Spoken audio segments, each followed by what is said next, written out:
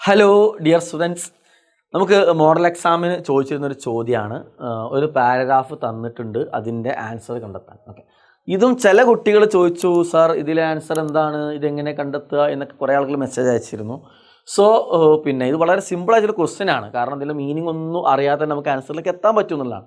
അപ്പോൾ എപ്പോഴും ഈ ക്വസ്റ്റ്യനിൽ നമ്മൾ മനസ്സിലാക്കേണ്ട വാക്കുകൾ ഇതാണ്: ഇഖ്റ വായിക്കുക, ഫിഖ്റത്ത് പാരഗ്രാഫ്, അജിബ് എന്ന് പറഞ്ഞാൽ ഉത്തരം എഴുതുക. പാരഗ്രാഫ് വായിക്കുക, ഉത്തരം എഴുതുക.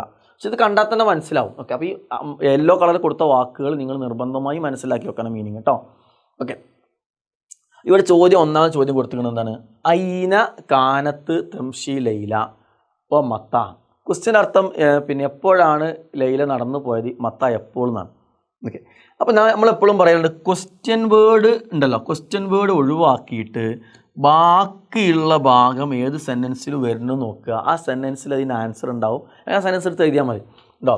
ഇപ്പോൾ തെംഷി ലൈല, കാനത്ത് തെംഷി ലൈല ഇവിടെ ഉണ്ട്. അപ്പോൾ ഇതിൻ്റെ ആൻസർ എപ്പോൾ എന്നുള്ള മത്ത എന്നുള്ളതിൻ്റെ ആൻസർ ദാത്ത മസ എന്നാണ്. ഐന എന്നുള്ളത് ഫി മക്കാൻ, പിന്നെ ഹാലി ഒഴിഞ്ഞ സ്ഥലത്ത് കൂടെ എന്നാണ് ആൻസർ.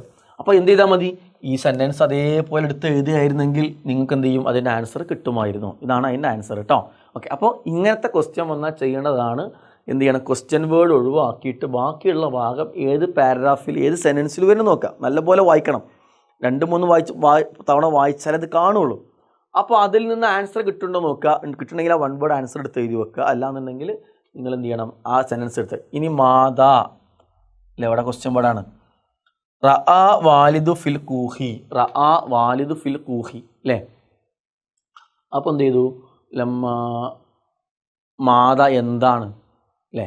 അപ്പോൾ വാലിദ് ഉണ്ട്, കൂഹ് ഉണ്ട് അല്ലേ.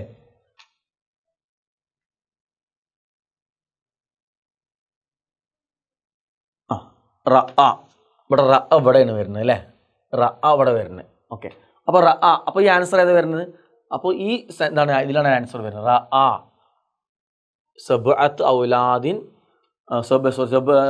സബ്അത്ത് ഔലാദിൻ ബാഇസിൻ, 7 പിന്നെ നിർദ്ധരായിട്ട് കുട്ടികളെ കണ്ടു. ഓക്കെ, അപ്പോൾ ഇവിടെയും നമ്മൾ കൺഫ്യൂഷൻ കൊടുത്തു. പക്ഷേ റഅ എന്നുള്ള വാക്ക് നമ്മൾ ഇവിടെ കണ്ടു കഴിഞ്ഞാൽ എന്താണ്, മാതാ റഅ, റഅ എന്നുള്ള അവിടെ വരുന്നത് അല്ലേ. ഇനി വാലിദിനെ കുറിച്ചിട്ടാണ് ഈ പറഞ്ഞത് മുഴുവനും ബാക്കി പറഞ്ഞത്, അതുകൊണ്ട് ഓട്ടോമാറ്റിക്കലി വാലിദ് വരും. അപ്പോൾ ഒന്നുകൂടി ശ്രദ്ധിച്ച് വായിച്ചു, ഫസ്റ്റ് നേരെ വായിച്ചു ആൾ എന്ത് ചെയ്യും, ചിലപ്പോൾ ഈ ആൻസർ ചെയ്തു അല്ലേ. പക്ഷേ വീണ്ടും ഇത് റിപ്പീറ്റ് ചെയ്ത് വായിക്കുന്ന ആൾ എന്ത് ചെയ്യും, റഅ അവിടെ കാണും, ആൻസർ ഇതാണെന്ന് എന്ത് ചെയ്യും, മനസ്സിലാക്കും. ഓക്കെ, അപ്പോൾ അങ്ങനെ ഇതാണ് രണ്ടാമത്തെ ആൻസർ വരുന്നത് കേട്ടോ. ഇനി മൂന്നാമത്തെ ആൻസർ എന്താണ്, മാ സബബ് ഫർഹ് വാലിദ്, വാലിദിൻ്റെ പിന്നെ എന്താ പറയുക, സന്തോഷത്തിന് കാരണം എന്താണ് അല്ലേ. അപ്പോൾ പിന്നെ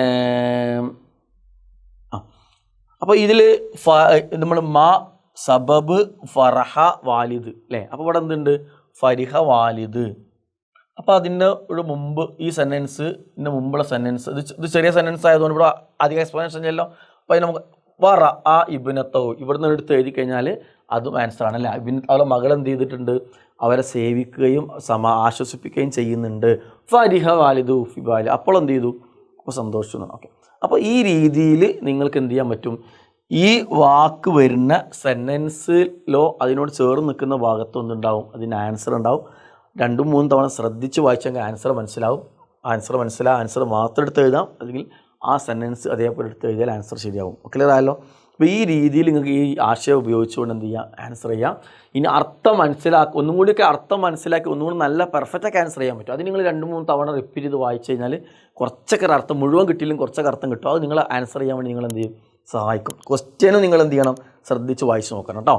ക്ലിയർ ആയല്ലോ. അപ്പോൾ ഈ രീതിയിൽ നിങ്ങൾ എന്ത് ചെയ്യുക, ഇങ്ങനത്തെ ക്വസ്റ്റ്യൻസ് വന്നാൽ ആൻസർ കണ്ടെത്തുകയും എഴുതുകയും ചെയ്യാം. Okay, all the best. അസ്സലാമു അലൈക്കും.